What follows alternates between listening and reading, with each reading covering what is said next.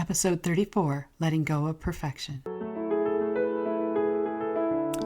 Welcome to Reviving Your Soul, where Christians are finding the courage to embrace their faith in all aspects of their lives so they can stop being bored or overwhelmed and begin to live the life in fulfillment and in peace that God created them for. I'm your host, Vanna Johnson. Let's get started.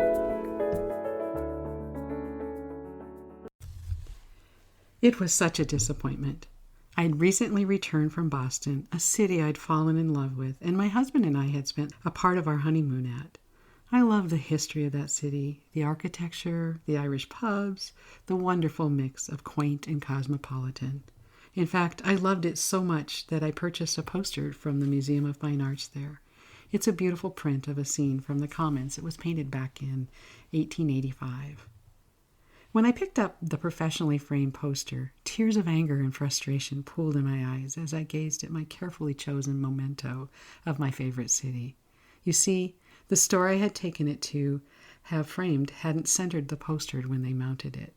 It was about a half an inch off on one side. What was I to do? Order a new poster and start over again? Demand that they cut off an equal amount on the other side so the wording was centered? I truly was beside myself over this dilemma. As I agonized over this glaring error and that had ruined my prized possession, one of my coworkers, a dear friend whose sage advice I'd sought many, many times through the years, said, "You know, there is only one person who is perfect." I had to sit on that for a long time before I realized that she was right and that the imperfect poster was just one example how we and all of our fellow sojourners are not perfect and can never really hope to be. The poster still hangs in one of my guest bedrooms, and honestly, I haven't thought about that situation in over 25 years. What areas of life are you seeking perfection and falling short? Do you get angry of shortcomings of coworkers, of business people in your community, or your spouse or your children? Do you beat yourself up for not living up to your own expectations? The reason I bring this up today is to share that same message with you that my coworker did with me that day so long ago. We are all imperfect beings. Jesus is still the only person who walked this earth who was perfect. And we need to start allowing ourselves and others more grace for the moment when we or someone in our lives fall short of our expectations. I don't know about you, but I've been falling short of my expectations a lot lately. I do it every year. I let myself let go of my generally pretty clean eating habits and allow myself to eat whatever I want over the holidays. But for some reason, these last couple of years, I've started being much more lenient with myself much earlier, like early fall instead of waiting for Thanksgiving. I usually really let go in short bursts of a day or two here or there as parties and gatherings happen, but this year we were blessed to have family around literally for 10 days.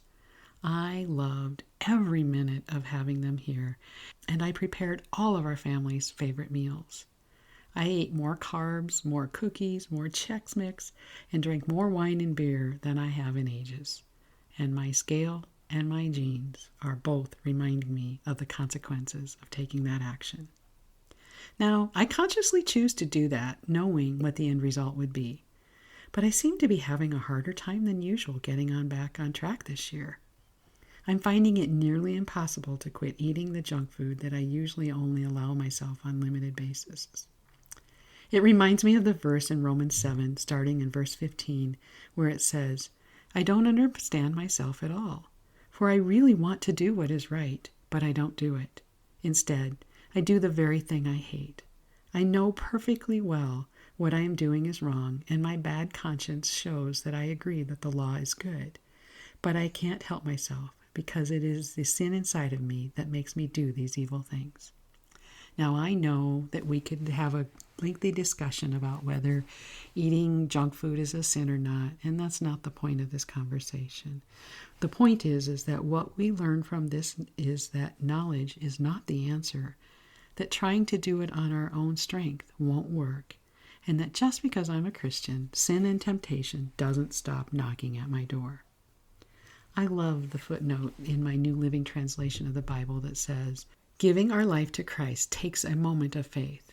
But becoming like Christ takes a lifetime of practice. I'm going to say that again. It's so good. It says, giving our life to Christ takes a moment of faith, but becoming like Christ takes a lifetime of practice. No one in the world is innocent, and no one deserves to be saved. All of us must depend totally on the work of Jesus to be saved. We aren't perfect, and we can't do it alone. Just like I simply cannot rely on my knowledge to eat healthier. So every day I tell myself that this is the day I'm going to do better. And every day I've been falling short. I've been eating the candy, the chips, having the pizza. It's like what Paul is talking about in Romans. I can't help myself. I'm getting frustrated with my lack of commitment to this goal and the effort to make the changes I know will work. Can you relate? If not, good for you. I admire you for your discipline. If you can relate, I'm going to ask you to keep in mind that whatever it is that you are trying to change, it doesn't have to be perfect. You don't have to be perfect. Simply make small, doable changes each day. Add to that as you go along. Do the best you can and forgive yourself when you don't meet your expectations. Stop judging yourself, hating your body, and engaging in negative self-talk. It isn't helping. In fact, it hurts your progress instead of helping. I find the best way for me to get back on track with my eating is to do my 14-day cleanse. It's a quick way to stop the cravings, lose a few pounds, and start really feeling great again.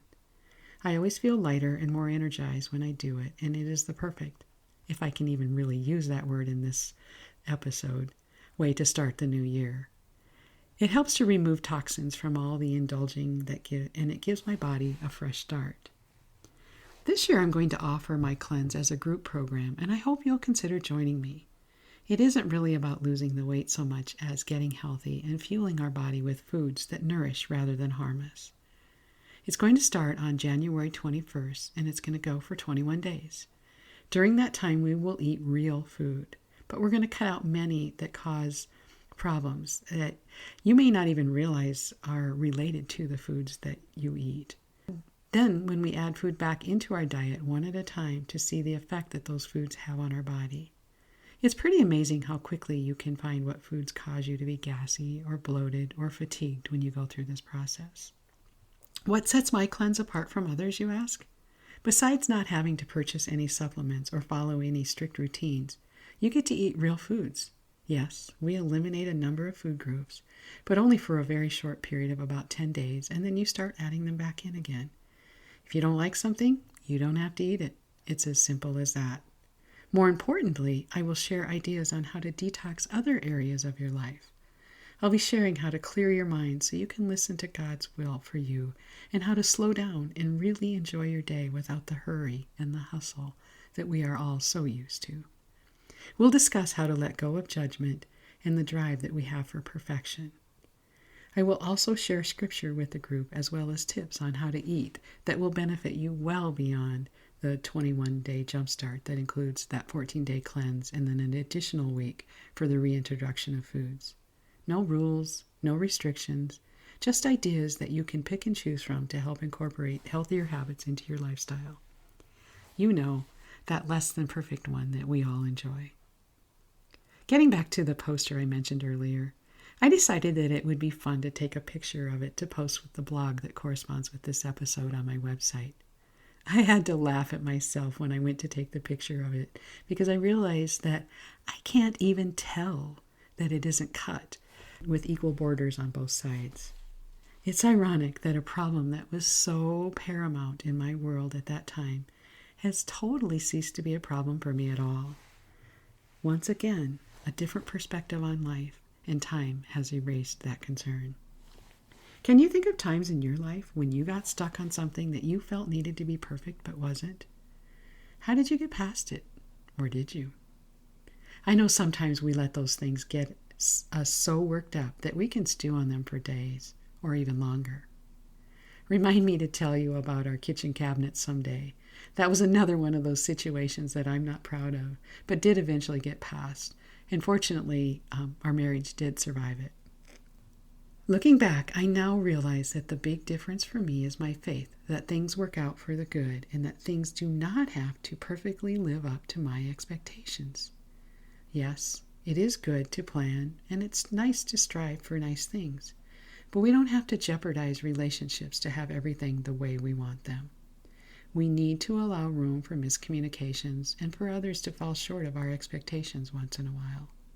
Look at it from the perspective of what is really more important, a perfect house, a perfect website, the perfect body, or peace of mind and healthy relationships. Peace of mind and healthy relationships win out for me every time. As I sign off today, I want to thank you for listening. I know you have a lot of choices for what to do with your valuable time. I appreciate that you chose to spend it with me. If you know of someone who would benefit from hearing this message, please share it with them. I'd also be grateful if you'd leave a rating and a comment on iTunes. It makes it easier for others to find me. If you are interested in learning more about my group program or my one-on-one coaching to get your year off on the right foot, send me a message and let's visit. I thank you so much, and I hope that you have a blessed, peace-filled 2019.